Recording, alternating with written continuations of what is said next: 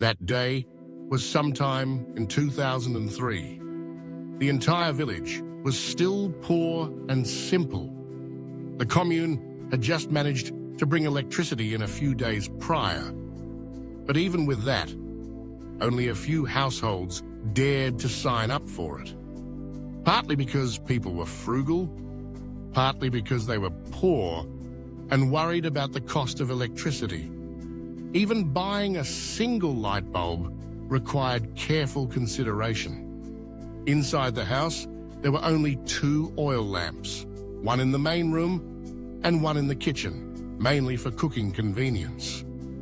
Most of the time, though, the family rarely used the lamp in the main room. Usually after coming home, washing up and finishing chores, everyone would gather around the fire to keep warm from the bitter winter nights. I was the second child in the family, but I didn't live in this house. I lived far away in town.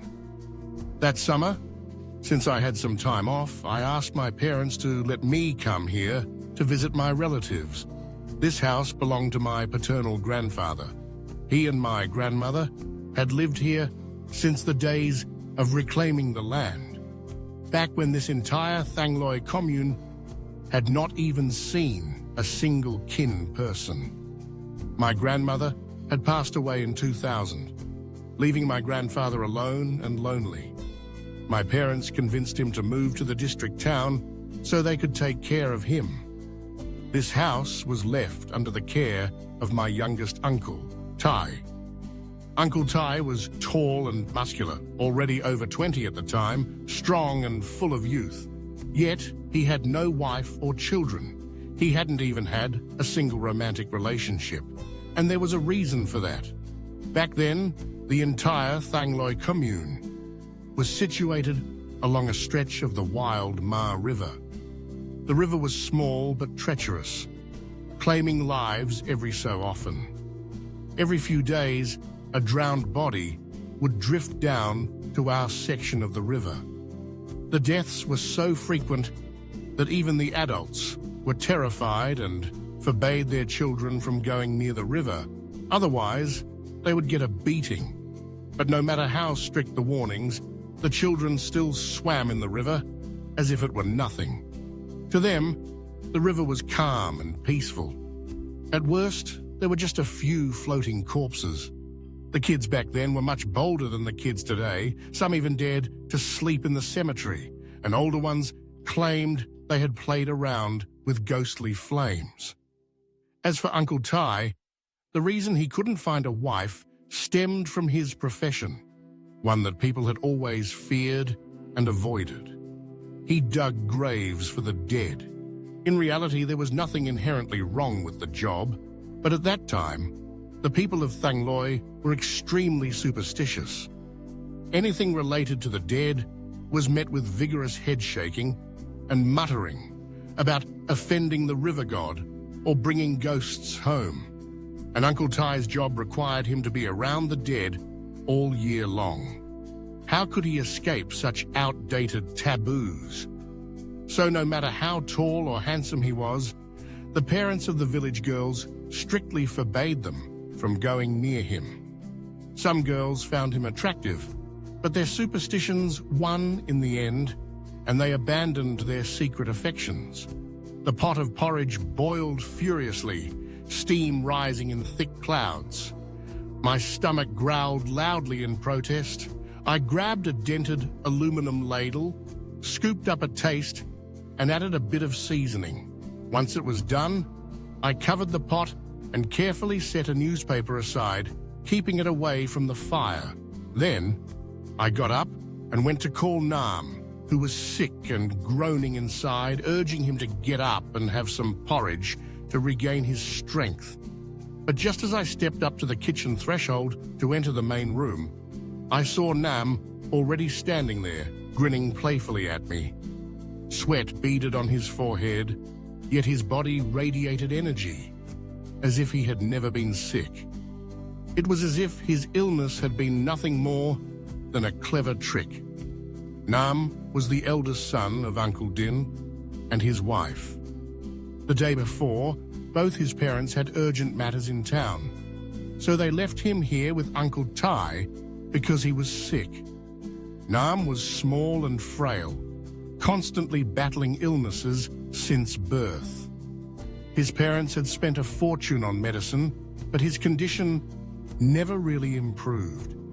It was always minor illnesses, but they never seemed to end. And back then, superstition was deeply ingrained. Even though Uncle Din and his wife were educated and exposed to modern ideas, they couldn't escape the traditional beliefs of the village. They thought that Nam's name was too auspicious, making the local spirits jealous and unwilling to let him grow up healthy. So at home, they never called him Nam. Instead, they used a crude nickname, Bam. Nam laughed foolishly, but I didn't care. I pulled him to the kitchen, served him a big bowl of porridge, and took a bowl for myself, eating heartily. Once full, my stomach felt heavy, and I just wanted to sleep. But being young and playful, I was eager for fun. I insisted that Nam take me to play with his friends in the village. From the start, Nam barely ate a few spoonfuls of his porridge. He silently nodded. I wasn't too concerned. I figured he had just recovered, so he wasn't hungry. Besides, I believed in the idea that exercise was the best way to regain strength after illness. So, with determination, I dragged him outside. We secured the house with a few wooden latches. No one locked their doors back then, as there was nothing valuable to steal. The only reason we latched the door was to keep wild animals from rummaging inside. And there were plenty of wild animals back then. Hunting muntjacs and deer was a hobby of mine, as it meant delicious meals. Nam and I ran toward the village center, passing many houses along the way. Occasionally, dogs barked fiercely at us, but we weren't scared.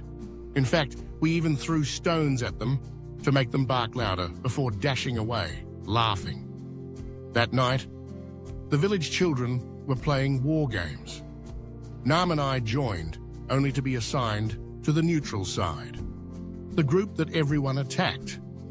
Back then, kids played rough.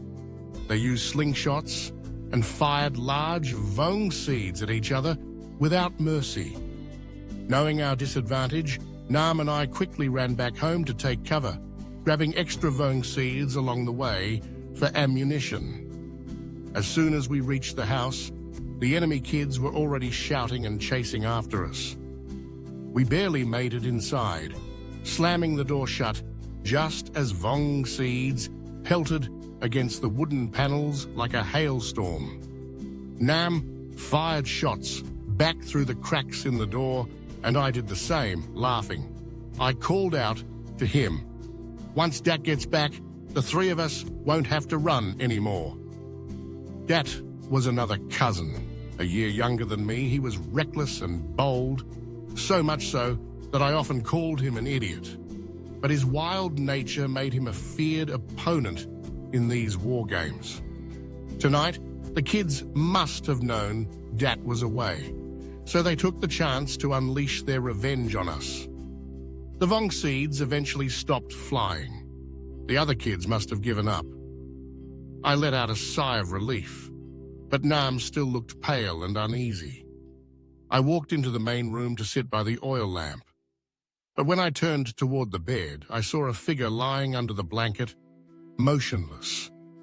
Thinking it was Uncle Tai, I jokingly said, "Uncle Tai, right?"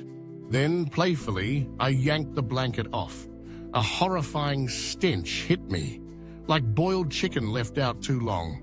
There, staring at me with the wide, frozen eyes, was Nam.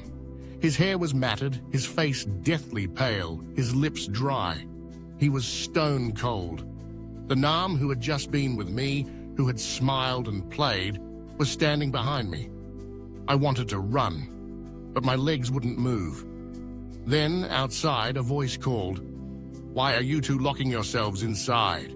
It was Uncle Tai.